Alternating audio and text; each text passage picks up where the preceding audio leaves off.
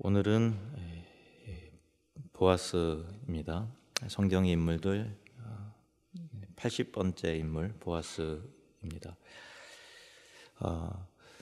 룻기를 살펴보면서 나오미를 먼저 살펴봤고, 또 지난번에 룻, 그리고 이번 시간에 보아스인데요. 스토리가 하나로 쭉 이어지기 때문에 스토리가 이제 겹치죠. 그러면서 이제 각각 인물의 관점에서 살펴보고 있습니다. 룻기에는 헤세드라는 단어가 자주 등장하는데요. 헤세드라는 단어는 사랑, 은혜, 자비, 궁휼, 인애 뭐 그런 의미로 번역이 되는 단어입니다.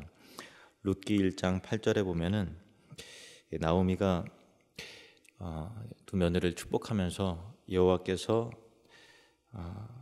너희를 선대하시기를 원하며 할 때 이 선대라는 단어가 헤세드라는 단어고요. 축복의 단어죠. 그리고 룻기 2장 22절에 보면은 중반절에 그가 살아있는 자와 죽은 자에게 은혜 베풀기를 그치지 아니한도다. 보아스를 통해서 받은 은혜에 대한 표현인데, 이제 은혜라고 번역이 된 단어가 헤세드입니다. 굉장히 중요한 단어니까 한번 따라해 보실까요? 헤세드, 자비, 은혜, 궁휼, 인애 이런 의미입니다. 룻기 전체의 흐름 속에는 이 헤세드라는 그 은혜와 자비의 스토리가 쭉 이어지게 되죠. 사사 시대에 참 그 암흑 시대고, 백성들이 하나님을 떠나서 징계와 괴로움을 받는 시대 속에서 하나님의 자비와 은혜가 이렇게 그 무명의 성도들 사이로 이렇게 흘러가는 모습을 보게 되잖아요. 우리가 코로나 이 시대가 다 힘들고 어려운 시기고, 어떻게 보면 좀 암흑 시대와 같다, 또 이게 여러 가지 눌린 것 같고 그렇지만, 그럼에도 불구하고 하나님의 자비와 은혜는 우리가 알든 모르든 느끼든 느끼지 못하든 오늘도 여전히 계속해서 흘러가고 있는 줄로 믿습니다. 하나님이 그 헤세드를 베푸시는 귀한 통로로, 도구로 사용하시는 인물이 바로 보아스입니다. 하나님은 보아스를 통해서 이방 여인 룻에게, 그리고 실패한 나오미에게 하나님의 긍휼과 자비가 흘러가도록 보아스를 사용하고 계시죠. 그래서 이 헤세드의 통로인 이 보아스는 성육신하신 그리스도의 예표로, 모형으로 등장하는 인물입니다. 보아스가 처음 등장하는 대목은 룻기 2장인데, 밭에 도착한 보아스가 열심히 추수하는 일꾼들과 서로 여호와의 복을 나누는 장면을 한번 좀 보십시오. 2장 4절 말씀 보시면 같이 읽겠습니다. 마침 보아스가 베들레헴에서부터 와서 베는 자들에게 이르되 여호와께서 너희와 함께 하시기를 원하노라 하니, 그들이 대답하되 여호와께서 당신에게 복 주시기를 원하나이다 하니라. 아멘. 그 일꾼들이고 보아스는 주인이잖아요. 큰 부자고. 그런데 굉장히 인격적인 그 은혜의 대화가, 인사가 주고 받잖아요. 참 이게 평소에 보아스의 인품이 얼마나 겸손한지, 또 얼마나 사람들에게 인격적으로 대우하고 존중히 여기는지를 보여주는 그런 부분이라 할 수 있습니다. 또 5절 말씀 보면은 보아스가 베는 자들을 거느린 사환에게 이르되 이는 누구의 소녀냐 이렇게 묻는데요. 인사하고 나서 그 낯선 곳에서 이 이삭을 줍는 한 그 여인을 보는 거죠. 보아스가 이제 추수 때라 일꾼도 많고 이삭 줍는 사람도 많고 종들도 많이 있을 텐데, 이 낯선 여인을 알아본다는 것은 그가 평상시에 가난한 자들에 대한 그 관심이 많았다라는 것을 암시하는 내용이고요. 보아스가 룻을 이는 누구의 소녀냐 할 때 소녀라고 부르는 것은 보아스와 룻 사이에 상당한 나이 차이가 있음을 우리가 확인하게 됩니다. 이 일꾼은 보아스에게 이 여인이 나오미와 함께 모압 지방에서 돌아온 모압 여인인데 아침부터 지금까지 열심히 이삭을 줍고 있다라는 것을 설명합니다. 이 이야기를 들은 보아스는 룻에게 다가갑니다. 그리고 이렇게 말하는데요. 8절에서 9절 말씀 보시면 보아스가 룻에게 이르되 내 딸아 들으라. 이삭을 주우러 다른 밭으로 가지 말며 여기서 떠나지 말고 나의 소녀들과 함께 있으라. 그들이 베는 밭을 보고 그들을 따르라. 내가 그 소년들에게 명령하여 너를 건드리지 말라 하였느니라. 목이 마르거든 그릇에 가서 소년들이 길어온 것을 마실지니라 하는지라. 내 딸아 이렇게 불러요. 그러니까 보아스와 룻은 나이 차이가 상당히 있어요. 그래서 마치 아버지가 어려운 딸의 형편을 보고서 참 그 마음이 안타까운 마음으로 내 딸아 이렇게 부르는 거죠. 보아스가 룻에게 이삭을 주우러 다른 밭에 가지 말라고 이렇게 얘기를 해요. 그 이유는 여기도 넉넉할 뿐더러 다른 밭으로 가면 당시에 가난한 사람들, 특히 또 이삭을 주우러 다니는 여인들을 대상으로 희롱하고 겁탈하고 또 불량배들도 많이 있고 그래서 여러 가지로 좀 안전을 보장받지 못하는 그런 상황이 종종 펼쳐졌기 때문에 이 보아스는 룻을 자기 밭으로 이렇게 해서 이렇게 보호하려고 하는 마음이 있는 것이고 해를 당하지 않도록 보호하는 거죠. 다른 여종들과 함께 있도록 배려하는 것이고 또 일을 하다가 목이 마르면 다른 종들이 길어온 물을 함께 마시라고 목이 마르면 여기 물이 있으니 이 물을 마셔라 라고 함을 통해서 마치 자기 집안의 일원의 한 사람으로서 이렇게 호의를 베푸고 받아주는 거죠. 같이 있지만 여기서 왕따 당하는 느낌이 들지 않도록 그렇게 일원으로서 배려하고 받아주는 이 보아스의 은혜의 배려를 볼 수 있습니다. 이 은혜에 깜짝 놀란 룻이 보아스에게 엎드려 절을 하며 묻습니다. 10절 말씀 룻이 엎드려 얼굴을 땅에 대고 절하며 그에게 이르되 나는 이방 여인이거늘 당신이 어찌하여 내게 은혜를 베푸시며 나를 돌보시나이까 하니. 룻이 이 이야기를 하니까 보아스가 룻에 대한 소문을 일찍이 들었던 거예요.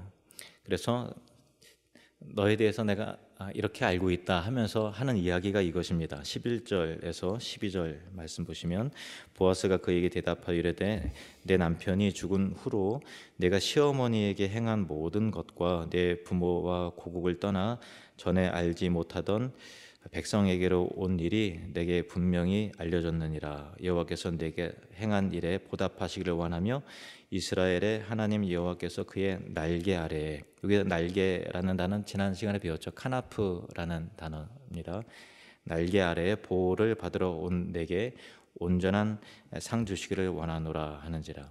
그러니까 보아스가 룻에 대한 이야기를 이미 들었는데 그때 감동이 있었던 거예요. 그래서 언젠가 룻을 어떻게 만나게 되면 격려하고 그 축복을 해줘야 되겠다. 나오미와 룻을 내가 축복해야 되겠다 하는 그런 마음이 이미 있었던 것이죠. 그런데 그 마음이 있는데 공교롭게도 룻이 이 순간 자기 앞에 딱 나타난 거예요. 그래서 그 관심을 갖고서 저 소녀가 누구냐 혹시 하고 물어봤던 것이고 그 얘기를 들었을 때 보아스가 이와 같은 이야기를 하는 거죠. 그래서 하나님이 허락하신 만남의 기회에 룻을 격려하고 룻과 나오미가 베들레헴에 잘 정착할 수 있도록 도와주는 어떤 후견자와 보호자 역할을 하려고 하는 것입니다. 그러니까 약자를 자상하게 배려하는 보아스는 이 헤세드가 무엇인지 잘 알고 있고 헤세드를 이행하는 사람이었던 거예요. 우리 그리스도인이 우리가 하나님의 자비와 은혜가 무엇인지 아는 사람이잖아요. 복음 자체가 하나님의 자비와 은혜잖아요. 그것을 그대로 이행하는 사람이 예수 믿는 자입니다.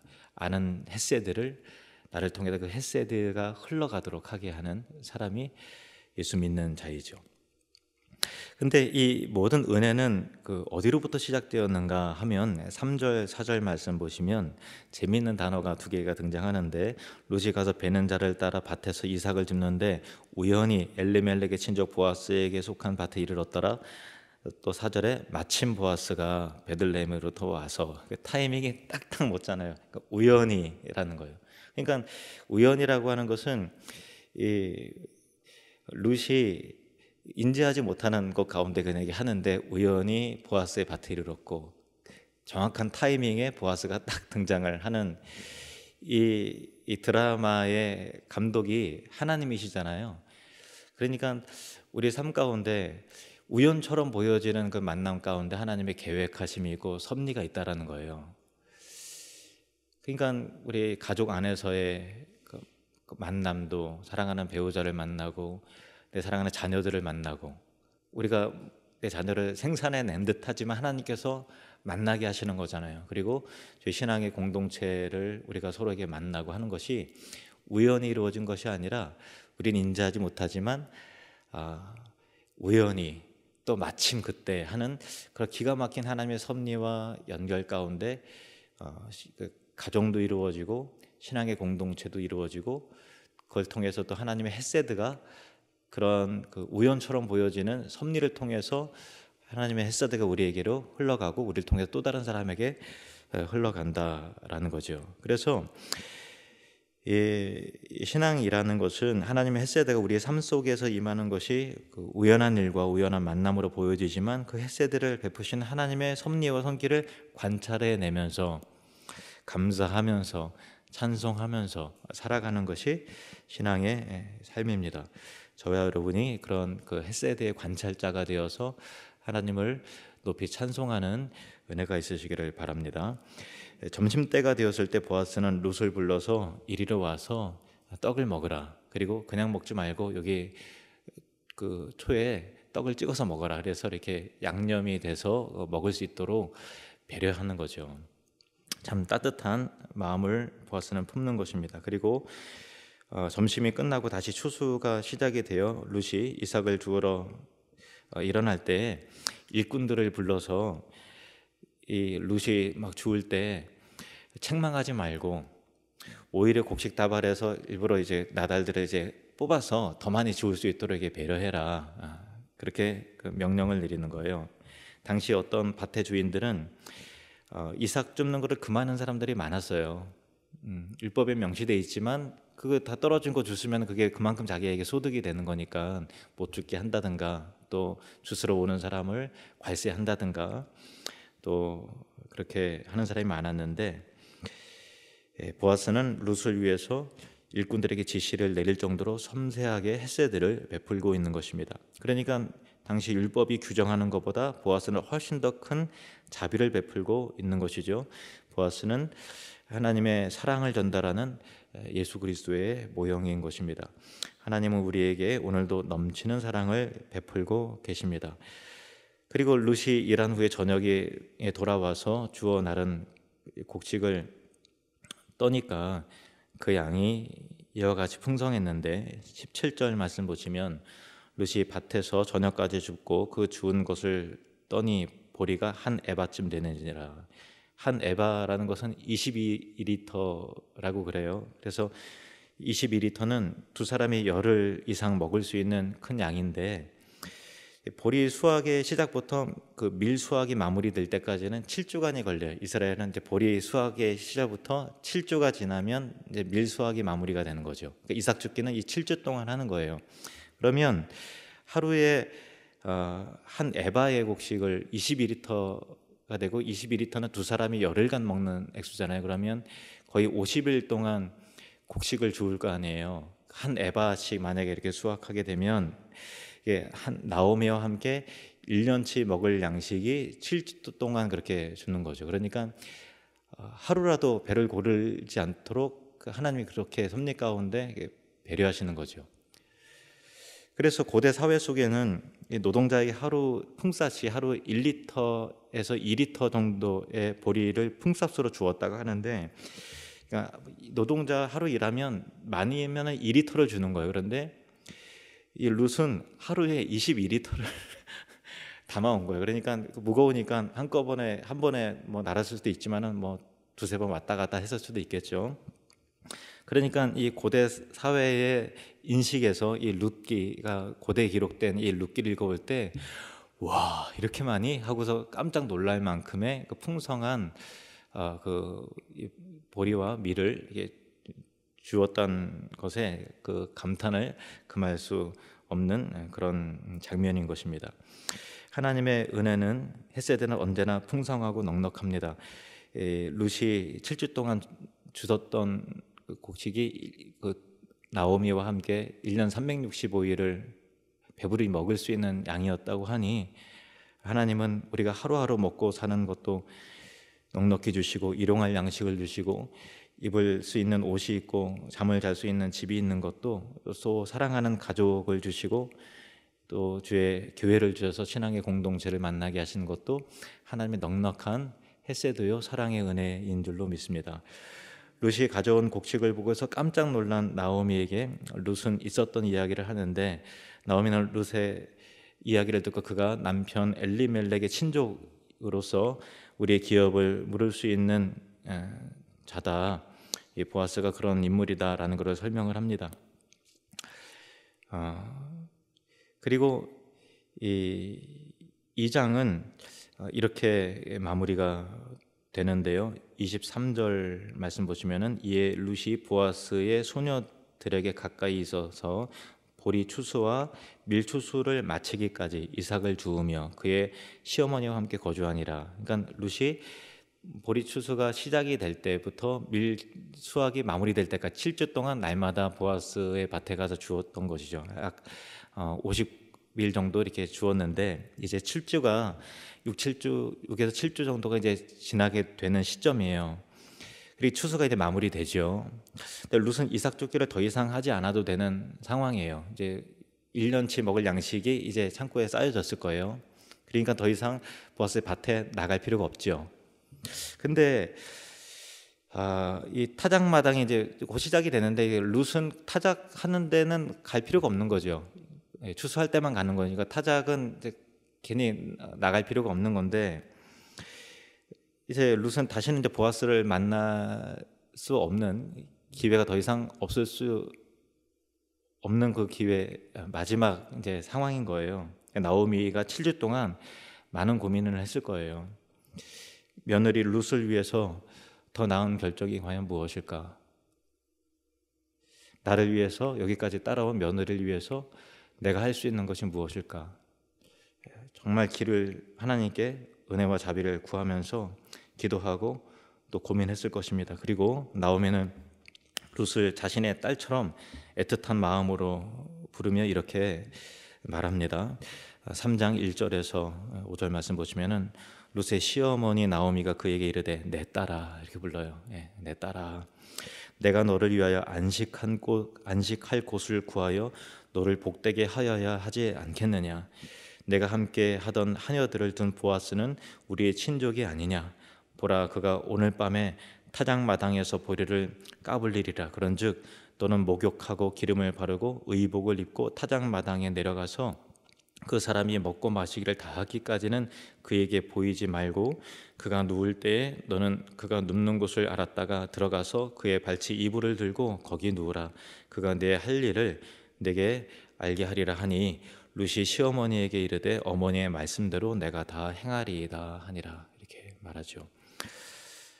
이거는 룻이 보아스가 며느리에게 너는 이제 기름을 바르고 목욕을 하고 좋은 옷을 입고서 있다가 적당한 때가 됐을 때 그의 이불 안으로 이게 들어가라라고 하는 이 참 그 명령이 권면이 보아스의 인품을 충분히 신뢰하지 않으면 그리고 하나님의 섭리에 대한 그 믿음이 없으면 도저히 할 수 없는 나오미에게서도 굉장히 부담이 되고 룻에게도 이거는 참 모험과도 다름이 없는 그런 일이에요. 왜냐하면은 이불을 들고 거기 가만히 들어가서 눕는다라는 게 자기는 또 처녀도 아니고 과부였잖아요. 과부고 이미 결혼한 사람으로서 보아스의 이불 속으로 들어가라라고 하는 거잖아요. 그것이 오해가 되면 다른 사람 앞에서 창녀 취급을 받기 딱 좋고 면박을 받고 쫓겨날 수도 있고요. 품행이 방정하지 못한 음란한 여자라고 결국 소문이 난다면 추방을 당하거나 또 돌로 쳐서 죽임을 당하거나 그럴 수 있는 상황이죠. 그러나 룻은 나오미 말대로 합니다. 타작마당 밤중에 보아스의 이불 안으로 들어가 가만히 누웠습니다. 몸을 뒤척이다 깜짝 놀란 보아스가 깜짝 놀랐을 때 보아스에게 룻이 말합니다. 나는 당신의 여종 룻이오니 당신의 옷자락을 펴 당신의 여종을 덮으소서. 이 옷자락도 아까 여호와의 날개 안으로 들어오기를 보아스가 축복할 때 카나프라는 단어인데, 여호와의 그 카나프의 은혜가 당신을 통해서 내게 덮여지기를 원합니다 라고 하는 룻의 이 고백인데요. 이 하나님의 은총의 날개로 자신을 덮어달라는 것인데, 이걸 이 영적인 의미로 해석을 하면은 인간이 죄를 짓고 타락했을 때 하나님이 그 부끄러움을, 우리의 수치를 가죽 옷으로 지어서 우리의 수치를 가려주시고 덮여주시지 않았습니까? 그리고 다윗은 허물의 사함을 얻고 그 죄의 가리움을 받은 자는 복이 있다, 이렇게 기도를 했습니다. 결국 구원이라는 것이 하나님의 그 날개가, 하나님의 옷자락이, 카나프가 하나님 친히 만들어주신 가죽옷이 우리의 죄와 수치와 부끄러움을 덮어주는 것이 그 은혜인 것이죠. 룻이 그런 은혜를 구하는 거예요. 또 표면적으로는 청혼을 하는 거고요. 내게 은혜를 베푸사 나의 이런 삶을, 우리 비참한 삶으로부터 건져주소서라고 하는 애원인 것입니다. 보아스는 룻의 용기를 낸 청혼에 대하여 두려워하지 말라 하면서 긍정적으로 받아들이기를 약속하는데요. 10절에서 11절 말씀을 보시면, 그가 이르되 내 딸아 여호와께서 내게 복 주시기를 원하노라. 내가 가난하건 부하건 젊은 자를 따르지 아니하였으니 내가 베푼 인애가, 여기 인애라는 단어도 헤세드라는 단어입니다. 인애가 처음보다 나중에 더하도다. 그리고 이제 내 딸아 두려워하지 말라. 내가 내 말대로 내게 다 행하리라. 내가 현숙한 여자인 줄을 나의 성읍 백성이 다 아느니라. 그러니까 나오미도 그렇고 룻도 그렇고요, 어떻게 보면 실패한 입장이고, 자칫 잘못하면은 야 이거 뭐 어떤 사람한테 누구 유혹하나, 성적으로 유혹하나 라는 것도 할 수 있고, 이 여자를 당장 내쫓으라 이렇게 되면은 진짜 완전히 인생이 나라 끝으로, 지금도 벼랑 끝인 더 벼랑 끝으로 떨어질 수도 있는 상황인데, 그의 그 나오미도 룻도 그렇고 믿음의 도전을 하는 거잖아요. 보아스의 인품을 쭉 실제 동안 보면서 이는 이러한 인물일 거야 라고 하는 그 인품과 그의 성향에 대한 신뢰로, 믿음으로 다가가는 것이고, 보아스는 그 믿음을 인정해 주는 거예요.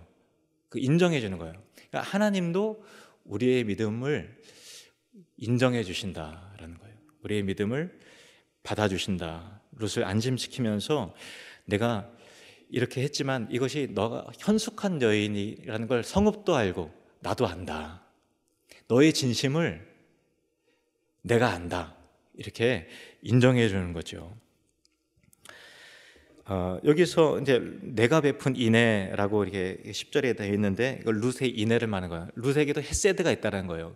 여기까지 따라온 것도 시어머니 나오미를 향한 은혜와 자비와 궁일의 마음이 너에게도 있었다라는 거죠. 그리고 젊은 자를 따르지 않고 자신과 같이 나이 든 사람에게 청혼한 것도 그녀의 헤세드였다는 것을 보아스가 말하며 두려워하지 말라. 그리고 그에게 기업 물을 자의 책임을 다하겠다고 약속을 합니다. 그러나 이 스토리 가운데 한 가지 변수가 딱 등장하게 돼요. 보아스보다 더 가까운 친족이 있다라는 거죠. 그래서 그 기업 물을 권한을 가진 친족이 한 사람 더 있는데, 그가 만일 기업 물을 자의 책임을 짓지 않으면 보아스가 지겠다라는 거죠. 그가 지겠다고 그러면 그 사람이 이제 에게로 가는 거죠. 그래서 보아스는 법적으로, 율법적으로 하자가 없이 진행하겠다. 하나님의 은혜가 공의에 위배되는, 공의와 모순되는 은혜가 아니라 공의를 충족시키는 그 은혜대로 진행하겠다라는 그런 내용입니다.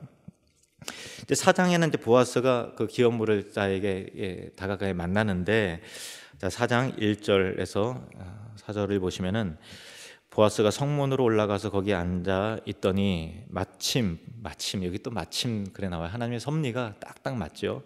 마침 보아스가 말하던 기업 물을 자가 지나가는지라 보아스가 그에게 이르되 아무개여 이리로 와서 앉으라 하니 그가 와서 앉음에 보아스가 그 성읍 장로 10명을 청하여 이르되 당신들은 여기에 앉으라 하니 그들이 앉음에. 그러니까 그 법적인 유대인의 그 이스라엘의 법적인 그 증인들을 세우고 이것이 법적인 효력이 생기게 하는 역할을 하는 장로들을 부른 거죠. 보아스가 그 기업물을 짜이기 이르되 모압 지방에서 올라온 나오미가 우리 형제 엘리멜렉의 소유지를 팔려 함으로 내가 여기에 앉은 이들과 내 백성의 장로들 앞에서 그것을 사라고 내게 말하여 알게 하려 하였노라.